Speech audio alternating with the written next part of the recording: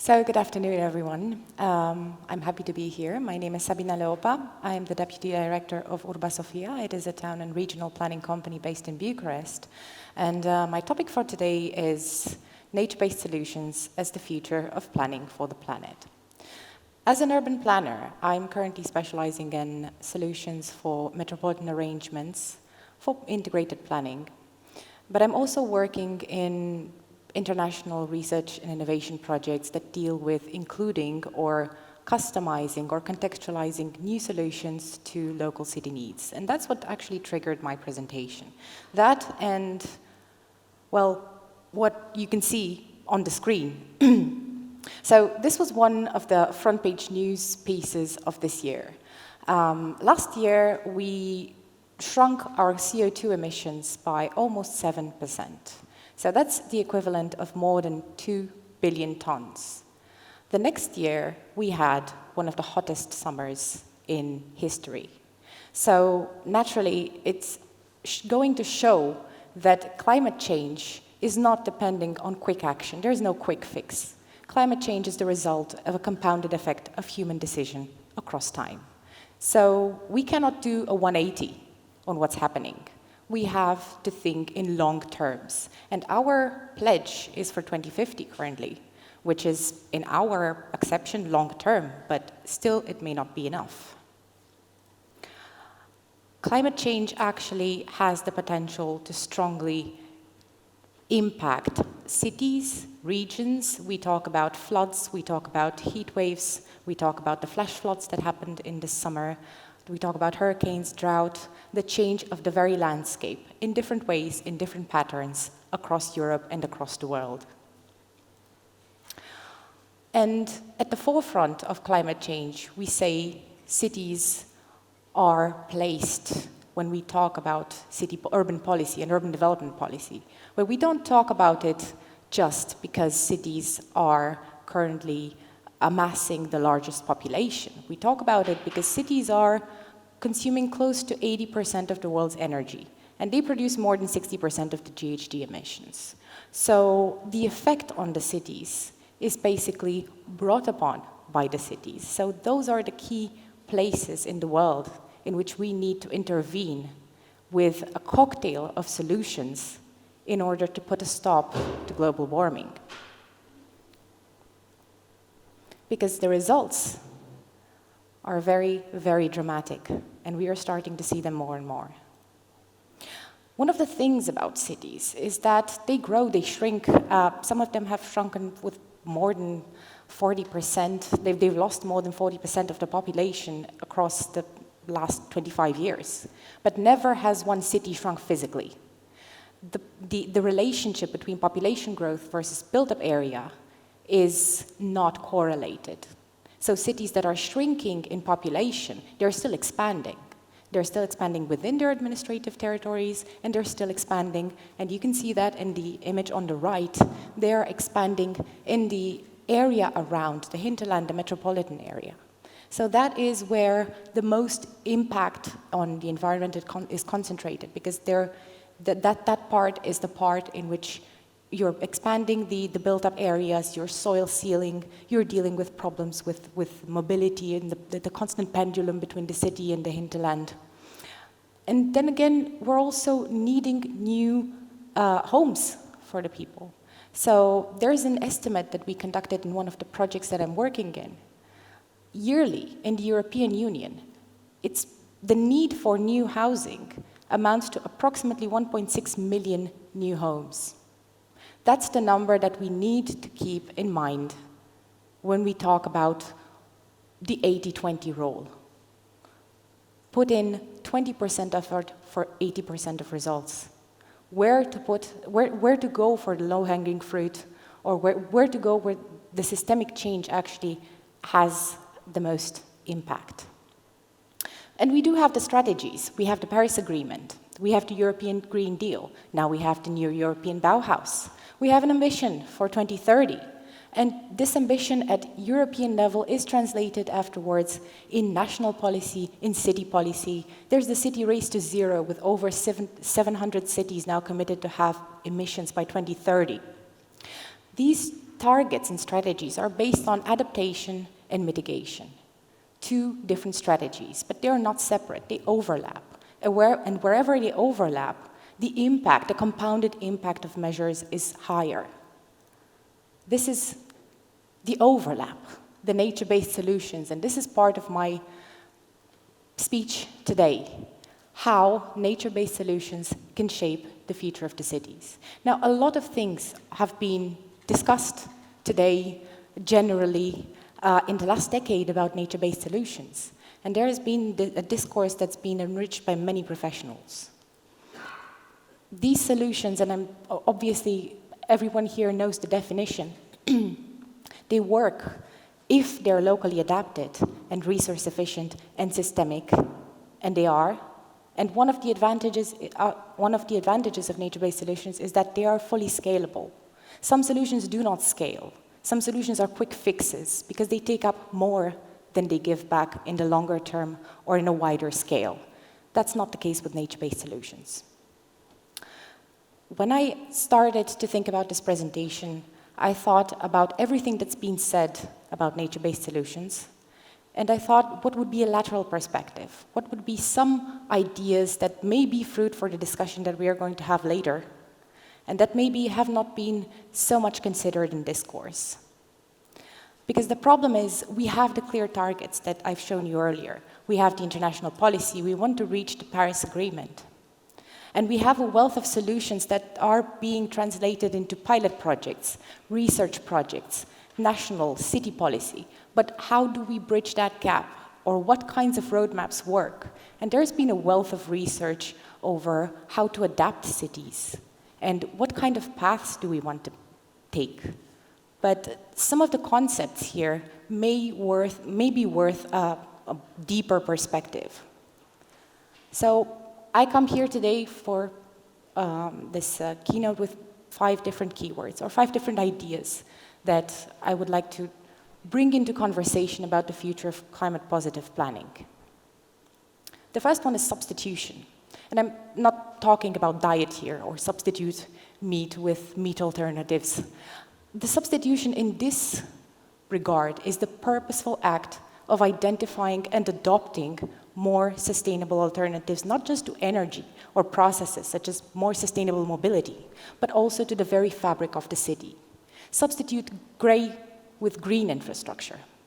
Substitute materials that are not sustainable with materials that are bio-based and sustainable. One of the examples of the projects that we've been working on is Baia Mare. Baia Mare is a mining city, a post-industrial mining city with approximately 627 hectares of heavy metal polluted land at metropolitan level. Heavy metal polluted land is costly to remediate. Phytoremediation is a longer-term option that is softer, is cost-effective, and is basically green infrastructure being deployed in an area where you couldn't do much else. So this project, what it does, it substitutes the gray infrastructure and the gray approach with a green one, and it tries to mend the city by testing the possibility to try to remediate these heavy metal polluted areas and to grow energy willow or anything else that can be afterwards included in a circular approach in cascading value chains and tries to actually create productive landscapes. So that's one example of using green infrastructure for economic benefit and for replacing conventional technologies. This means including the community. This means planning for creating spaces for children, spaces for the local population, and so on. But it also has a higher order scope, and that is to test alternative and building material pathways. Because nature-based solutions are productive in themselves. They have in this case, a first scope and a second scope. You grow something, then you reuse it safely, and then you reuse what comes out of that. This kind of a cyclical or circular perspective is something that is very often missing from conventional technologies and materials. And this is something that should be on the agenda in the discussion much, much more. One of the other things that I want to talk about with substitution, or when it comes to substitution, is the potential of bio-based materials for reaching net zero goals. Everybody has a pledge to reach the net zero target, but net zero oftentimes doesn't look at the embodied carbon. It means the carbon that is stored within the building materials, the carbon that has been used to produce concrete, the carbon that has been used to produce steel in the buildings. And there's a need to look beyond cradle to gate, beyond cradle to grave. We need to start looking at cradle to cradle, because nature-based solutions and nature or bio-based materials, they have a very, very high potential for disassembly, reuse, recycling. Another example that I want to give you here is the use of wood in construction, so engineered timber in multi-story wood buildings that go up to 70, let's say 70 meters or even more. One of the calculations that is maybe the simplest calculation possible is that the wood actually takes out and stores carbon with sink and substitution, whereas steel and concrete are actually something that, as an industry, it doesn't only add to the CO2 in the atmosphere, they actually make rivers disappear in China. So that's one of the perspectives. The compounded effect of wood and the compounded effect of biomaterials is not just through the capacity to store and to substitute the carbon of conventional materials, it also creates resilience in urban-rural value chains. We look at metropolitan areas, we look at the disruption of value chains at global level. Let's start to think what we can use locally, what we can produce locally, because the wood is the only building material that is renewable. It is a productive material. It can be grown, it can be used, and it can be reused. It also creates green growth and jobs, which is something that has been discussed a lot in terms of advantages of nature-based solutions, but it also needs to be quantified. And it also reduces carbon across the board because, for example, the on-site deliveries for a wood building are 80% less. So you use less transport for the materials. You design out the wet trades. You're actually creating a context where you are actively reducing carbon every stage of the construction, every stage of the use, and every stage after life. The second key word is combination. It's a very simple concept. It's the leveraging the multiplier effect and the polyvalent nature of nature-based solutions, and also the compatibility between themselves and other conventional solutions. One of the other examples that I have here is another European project that's called ProGI Reg. It's a project that aims to use productive green infrastructure for the regeneration of industrial heritage and industrial sites. And the key winning solution here is that each nature-based solution or technology is fully compatible with the other and is fully compatible with the site. So in a compounded effect of these nature-based solutions, you actually create a result that is stronger than the sum of its parts. And then you can use this mix and you can use these building blocks within different contexts. Again, you have the solutions. The idea is to find the right combination to deploy them on site and to deploy them in a way that is productive and that produces the most results for the local community. The third one is unfolding. Now, unfolding is a concept.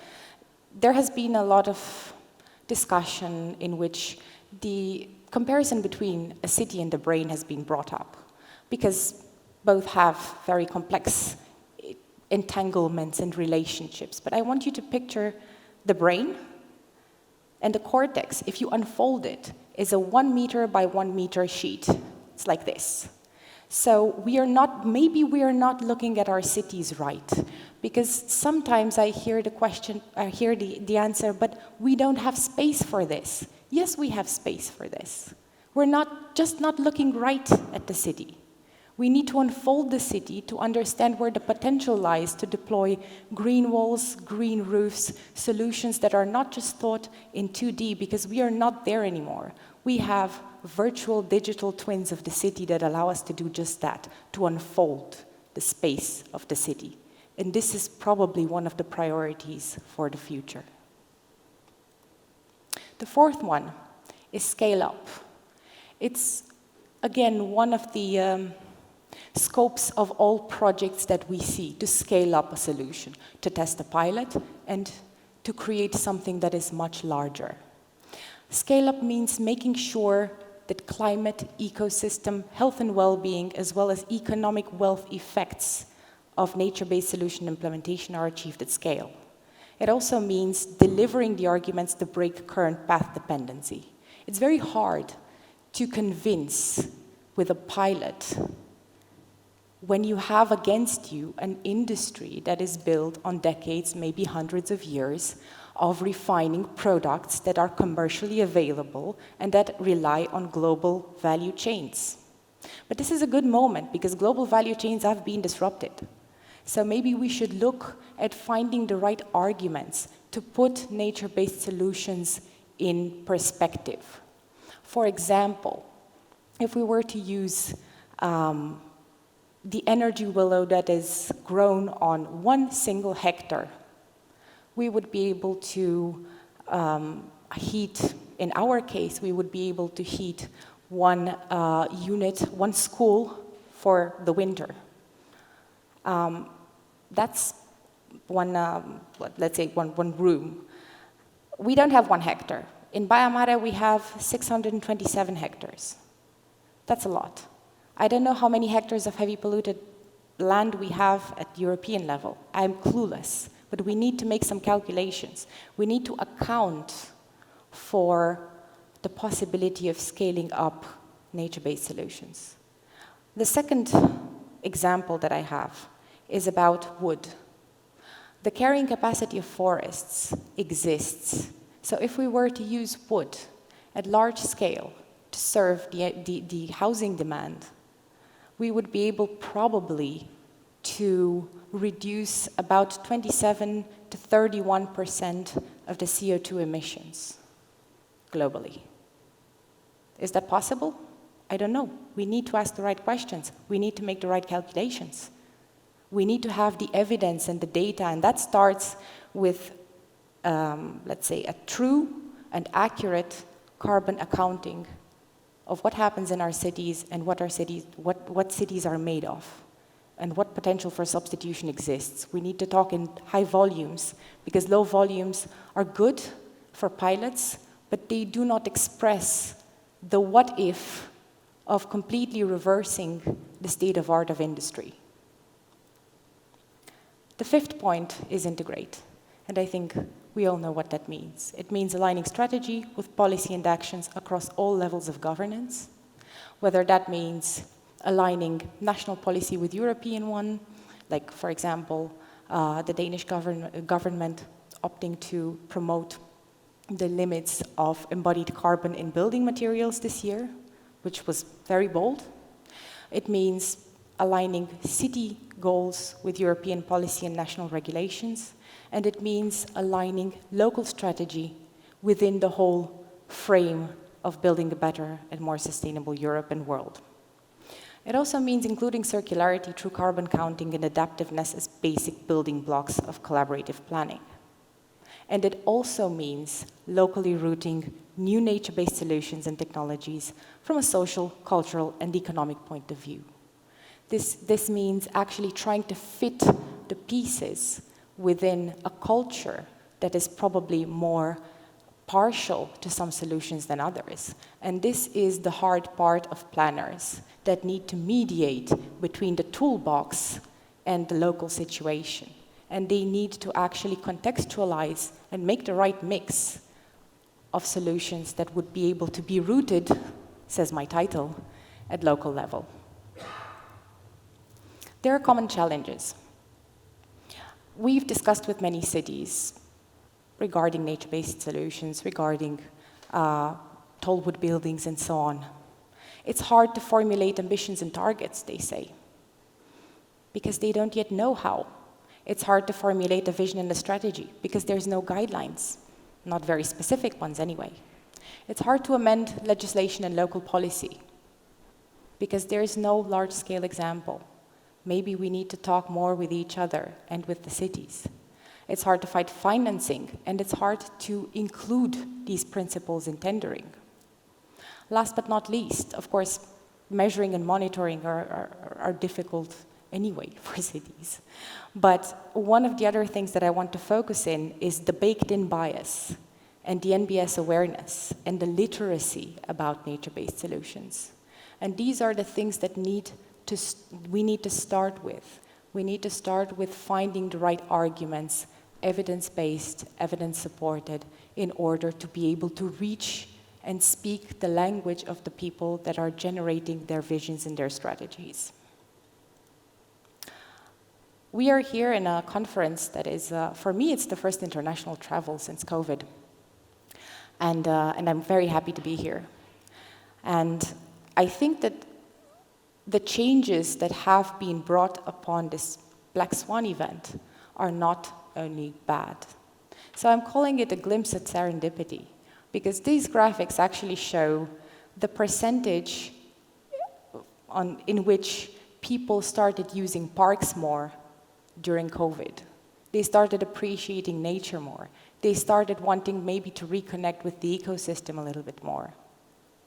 The number of visitors to parks changed dramatically for the positive in the Northern Hemisphere during the summer, of course. And here in the left graphic, we see Austria, because we are in Austria, and we can see the two peaks. So this is, I think that the timing is right and the land is ripe to get the conversation to the public about nature-based solutions, about embodied carbon, about how to translate targets into true action and get them on board. Because this is not something that a city can do alone, or a country, or the European Union, or a planner. This is something that we all have to do. And last but not least, my last slide is about finding the right fit and the right solutions and finding the right creativity. Because if something is broken, maybe our cities are not broken, but if something doesn't sit right, is not sustainable, is getting more vulnerable, then you try to change it. You can't change it within the same framework. The framework caused the problem. So let's reinforce the city with something better. I want to end on a positive note, and I think this is colorful and positive enough, and I want to thank you for your attention.